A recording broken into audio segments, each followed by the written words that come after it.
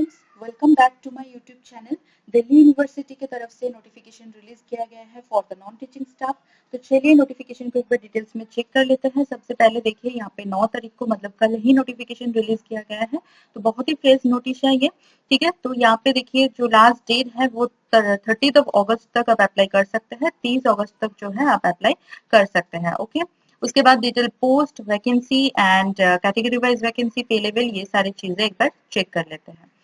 तो सबसे पहले देखिए यहाँ पे पोस्ट कोड दिए हुए हैं, तो उसके साथ साथ पोस्ट यहाँ पे दिए हुए हैं, जैसे deputy librarian, joint director, deputy registrar, veterinarian, assistant librarian, assistant director physical education में, Hindi officer, legal assistant and junior assistant in Russian. तो यहाँ पे देखिए डेप्यूटी लाइब्रेरियन के लिए एकेडमिक पे लेवल जो है 13A का रखा गया है, काफी अच्छी सैलरी आपको दिया जाएगा। ठीक है, तो यहाँ पे देखिए लगभग आपका जो है 1,31,100 रुपीज पर मंथ आपको मिलेगा। ठीक है, उसके साथ साथ देखिए ज्वाइंट डायरेक्टर का जो पोस्ट है उसमें पे लेवल 12 है, जिसमें आपको लगभग 78,800 रुपीज पर मंथ आपको दिया जाएगा। ठीक है, उसके साथ साथ देखिए ये गवर्नमेंट जॉब है एंड जो है ये परमानेंट जॉब रहने वाला है। ठीक है, तो इसका जो सैलरी इंक्रीमेंट होता है वो आपका हर साल होता रहेगा।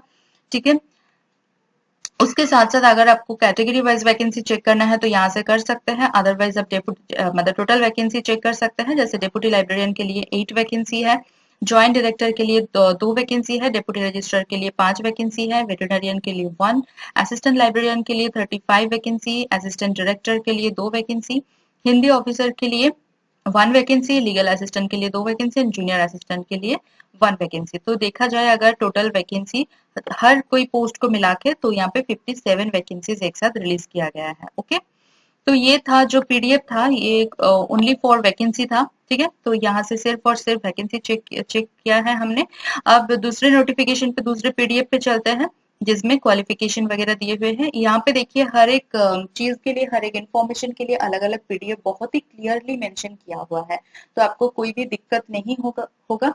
तो इसीलिए बहुत इजीली आपको समझ में सब कुछ आ जाएगा। तो यहाँ पे देखिए क्वालिफिकेशन का अगर बात करें तो फिर डिप्टी लाइब्रेरियन पोस्ट के लिए मास्टर्स डिग्री आपके पास होना चाहिए इन लाइब्रेरी साइंस या फिर इंफॉर्मेशन साइंस या फिर documentation science with at least 55% marks. उसके साथ साथ आपके पास 8 साल का एक्सपीरियंस होना चाहिए as an assistant university librarian या फिर कॉलेज लाइब्रेरियन, एंड आपके पास एविडेंस होना चाहिए of innovative library services including integration of ICT in library. उसके साथ साथ last but not the least, PhD degree is mandatory. तो पीएचडी डिग्री आपके पास होना चाहिए in library science, information science, documentation science, archives, manuscript keeping या फिर computerisation of library. Age limit जो है नॉट एप्लीकेबल है, कोई भी एज का बंदा या बंदी यहाँ पे अप्लाई कर सकते हैं। ठीक है, उसके बाद आता है ज्वाइंट डायरेक्टर।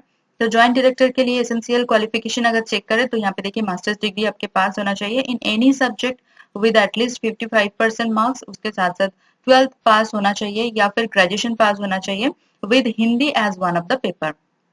उसके साथ साथ देखिए एडिक्वेट नॉलेज आपका होना चाहिए इंग्लिश एंड हिंदी दोनों लैंग्वेज में, एंड एटलीस्ट 8 इयर्स का टीचिंग एक्सपीरियंस या फिर पोस्ट डॉक्टरल रिसर्च और पब्लिकेशन या फिर ट्रांसलेशन वर्क में आपका एक्सपीरियंस होना चाहिए।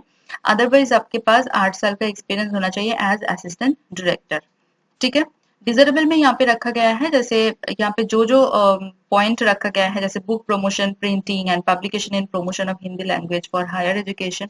तो कोई भी अगर एक्सपीरियंस आपके पास है एक्स्ट्रा तो आपका जो है यहाँ पे सिलेक्शन होने का चांसेस बहुत ज्यादा बढ़ जाते हैं। एंड उसके साथ साथ यहाँ पे बहुत क्लियरली लिखा गया है कि preference will be given to candidates who are holding additional masters degree in Hindi. तो अगर आपके पास हिंदी में मास्टर्स डिग्री है तो आपको यहाँ पे जो है प्रेफरेंस दिया जाएगा। ठीक है, तो यहाँ पे एज लिमिट आप चेक कर सकते हैं, 45 इयर्स रखा गया है। उसके बाद देखिए डेप्यूटी रजिस्ट्रार का पोस्ट है जिसमें एसेंशियल क्वालिफिकेशन आपका मास्टर्स डिग्री होना चाहिए विद एटलीस्ट 55% मार्क्स, एंड उसके साथ साथ 9 साल का एक्सपीरियंस आपके पास होना चाहिए as assistant professor in a college of a university, कहीं से भी। ठीक है, तो उसके बाद यहाँ पे बहुत सारे ऑल्टरनेटिव ऑप्शन है, वो आप चेक कर सकते हैं।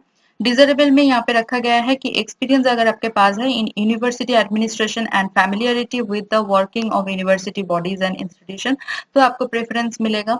ठीक है, जो बाकी सारे जो अदर्स डिजरेबल क्वालिफिकेशन है तो वो आप चेक कर सकते हैं यहाँ से। यहाँ पे भी देखिए एज लिमिट जो है 45 इयर्स रखा गया है। ओके, उसके बाद देखिए वेटरनरियन पोस्ट है, जिसमें देखिए आपका BVSC वेटरनरियन साइंस में बैचलर डिग्री आपके पास होना चाहिए विद 1 ईयर एक्सपीरियंस, ठीक है, in care and handling of laboratory animals.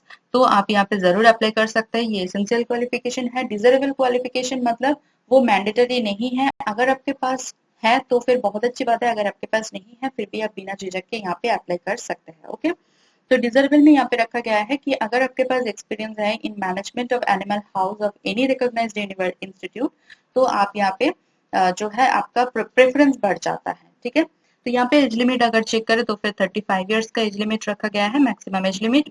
Next आता है असिस्टेंट लाइब्रेरियन, जिसमें आपका देखिए मास्टर्स डिग्री होना चाहिए in library science, information science और डॉक्यूमेंटेशन साइंस, ठीक है, और कोई equivalent professional degree with at least 55% marks.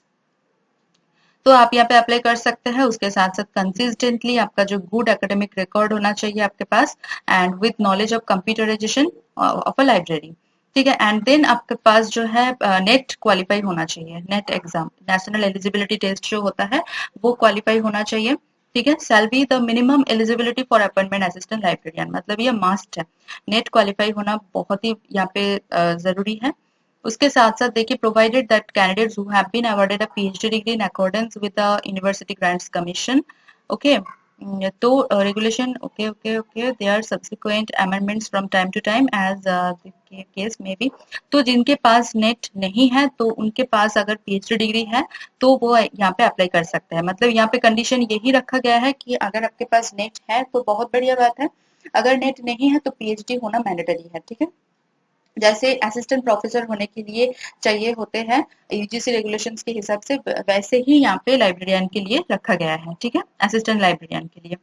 तो यहाँ पे देखिए अगर आपके पास पीएचडी होते हैं, पीएचडी है तो पीएचडी के थ्रू आप जाना चाहते हैं तो पीएचडी का कुछ कंडीशंस यहाँ पे लागू होते हैं, जैसे पीएचडी डिग्री रेगुलर मोड पे होना चाहिए, PhD thesis at least 2 external examiner से इवेलुएट होना चाहिए, आपका ओपन पीएचडी वाइवा कंडक्ट होना चाहिए, आपके पीएचडी वर्क में 2 रिसर्च पेपर एटलीस्ट होना चाहिए, जिसमें से एटलीस्ट 1 रिसर्च पेपर कोई भी अच्छी जर्नल में, कोई भी रेफर्ड जर्नल में पब्लिश होना चाहिए, ठीक है। एंड आपका कोई पीएचडी वर्क में आपका कोई भी एक रिसर्च पेपर, सॉरी कोई भी 2 रिसर्च पेपर मतलब कोई भी कॉन्फ्रेंस या फिर सेमिनार में प्रेजेंटेड होना चाहिए, ठीक है। एज लिमिट यहाँ पे भी देखिए नॉट एप्लीकेबल है, कोई भी एज का हो आप तो यहाँ पे जरूर अप्लाई करें। उसके बाद आता है assistant director of physical education and sports, तो यहाँ पे देखिए एलिजिबिलिटी जो है मास्टर्स डिग्री आपके पास होना चाहिए इन फिजिकल एजुकेशन, ठीक है, एंड स्पोर्ट्स, तो आप यहाँ पे अप्लाई कर सकते हैं। उसके साथ साथ record of having represented the university और college at the inter university या फिर इंटर कॉलेजिएट कॉम्पिटिशंस और द स्टेट लेवल पे या फिर नेशनल लेवल पे चैंपियनशिप्स अगर अपने रिकॉर्ड आपके पास है वो एलिजिबिलिटी में आता है तो आप यहाँ पे अप्लाई कर सकते हैं, ओके। उसके बाद देखिए besides fulfilling the above qualifications, net, यहाँ पे भी देखिए जो है नेट क्वालिफाई होना चाहिए, नेट आपका होना चाहिए, ठीक है, फिजिकल एजुकेशन में for appointment of assistant director in physical education. तो नेट अगर नहीं है आपके पास तो फिर पीएचडी आपके पास मतलब होना मैंडेटरी है। तो पीएचडी के लिए जैसे मैंने कंडीशंस पहले बताया वो सारे कंडीशंस यहाँ पे भी लागू होते हैं, ओके। उसके बाद आता है फिजिकल फिटनेस टेस्ट, तो फिजिकल फिटनेस मतलब फिजिकल एजुकेशन इस पोस्ट के लिए देखिए फिजिकल फिटनेस टेस्ट लिया जाएगा। तो फिजिकल फिटनेस टेस्ट का जो नॉर्म्स है वो यहाँ पे दिए हुए हैं, मेन एंड वीमेन दोनों के लिए अलग अलग से। तो नॉर्म्स फॉर मेन अगर चेक किया जाए तो फिर 12 मिनट्स का रन या फिर वॉक टेस्ट होगा, जिसमें अप टू 30 इयर्स के जो कैंडिडेट्स हैं उनको 18 मीटर्स का रन या फिर वॉक करना होगा, and then up to 40 years के कैंडिडेट्स के लिए 1500 मीटर्स का, अप टू 45 इयर्स के लिए 1200 मीटर्स का, अप टू 50 इयर्स के लिए 800 मीटर्स का। नॉर्म्स फॉर वुमेन अगर चेक करें तो फिर 8 मिनट्स का रन या फिर वॉक टेस्ट आपको देना होगा, जिसमें देखिए अप टू 30 इयर्स के कैंडिडेट्स के लिए 1000 मीटर्स रखा गया है, अप टू 40 इयर्स के लिए 800 मीटर्स, अप टू 45 इयर्स के लिए 600 metres, up to 50 years candidates के लिए 400 मीटर्स यहाँ पे रखा गया है, ओके। उसके बाद देखिए हिंदी ऑफिसर की पोस्ट है, तो हिंदी ऑफिसर के लिए यहाँ पे मास्टर्स डिग्री आपके पास होना चाहिए कोई भी रिकॉग्नाइज्ड यूनिवर्सिटी से इन हिंदी, ठीक है, in Hindi with English as a subject at the degree पे लेवल, ठीक है। और उसके साथ साथ देखिए बहुत सारे ऑल्टरनेटिव यहाँ पे ऑप्शंस दिए हुए हैं, वो आप चेक कर सकते हैं।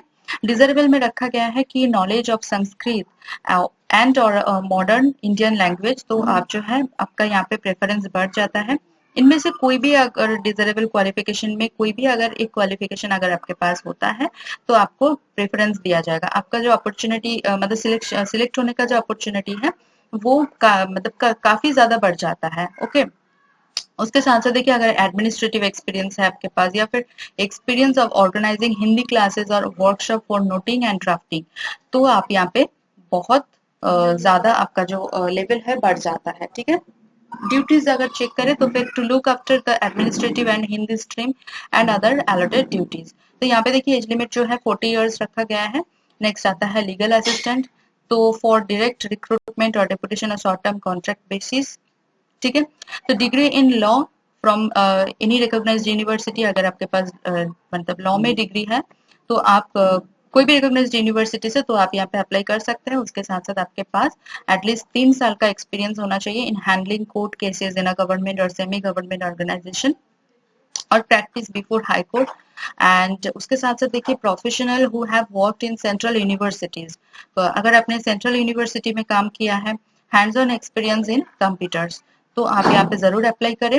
ये सारे जो क्वालिफिकेशन मैंने बताया है ये एसेंशियल है, तो ये आपके पास होना मतलब मैंडेटरी है, आपके पास होना ही होना चाहिए। ओके, नेक्स्ट आता है डिजरेबल, जिसमें देखिए आपका पोस्ट ग्रेजुएट डिग्री रखा गया है, masters degree and diploma in IPR और लेबर लॉज। तो उसके साथ साथ देखिए good drafting and noting skills and knowledge of service rules applicable to central government employees.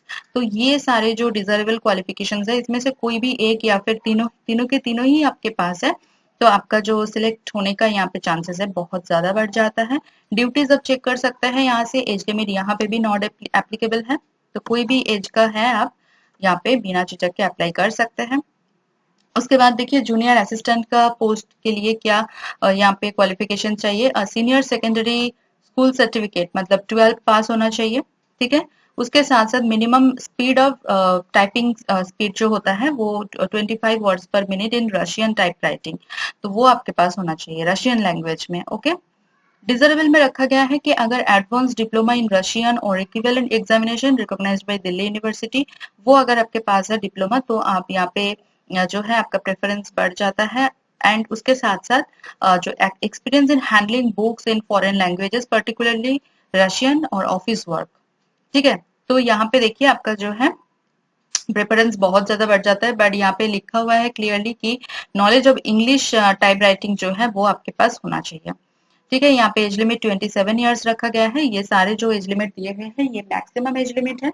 ठीक है, उसके बाद देखिए नेक्स्ट पीडीएफ पे चलते हैं, तो यहाँ पे अगर चेक करें स्कीम ऑफ एग्जामिनेशन दिए हुए हैं। ठीक है, तो स्कीम ऑफ एग्जामिनेशन यहाँ पे देखिए जो रिटन टेस्ट होगा, पहले एक रिटन टेस्ट होगा, जिस पोस्ट के लिए रिटन टेस्ट चाहिए वो रिटन टेस्ट होगा, एंड जिस पोस्ट के लिए रिटन टेस्ट के साथ साथ स्किल टेस्ट मतलब जरूरी है तो उनके केस में जो है रिटन टेस्ट होगा प्लस स्किल टेस्ट होगा, एंड दोनों को मिला के जो मार्क्स आएगा उसके बेसिस पे उनको सिलेक्ट किया जाएगा फॉर फर्दर इंटरव्यू। ओके, तो यहाँ पे देखिए सबसे पहले जो है वेटरिनरियन जो पोस्ट है उसके लिए रिटन टेस्ट होने वाला है, एमसीक्यू टाइप का क्वेश्चन रहने वाला है, 2 घंटे का टाइम है, मैक्सिमम मार्क्स जो है 400 मार्क्स रहने वाला है 100 क्वेश्चंस का। टेस्ट कंपोनेंट सब चेक कर सकते हैं, यहाँ पे दिए हुए हैं। ठीक है, उसके बाद आता है असिस्टेंट लाइब्रेरियन, क्वेश्चन पैटर्न यहाँ पे सेम है, एग्जाम पैटर्न सेम है, तो टेस्ट कंपोनेंट्स अलग है, यहाँ से आप चेक कर सकते हैं, पार्ट 1 पार्ट 2 अलग अलग से दिए हुए हैं, तो यहाँ से आप चेक कर सकते हैं। नेक्स्ट आता है असिस्टेंट डायरेक्टर फिजिकल एजुकेशन में, तो यहाँ पे देखिए आपका जो है रिटन टेस्ट के लिए एमसीक्यू टाइप क्वेश्चंस रहने वाला है, 2 घंटे का टाइम, क्वेश्चन पैटर्न सेम है, 400 marks and number of questions 100। ठीक है, टेस्ट कंपोनेंट्स अलग है वो आप चेक कर ले।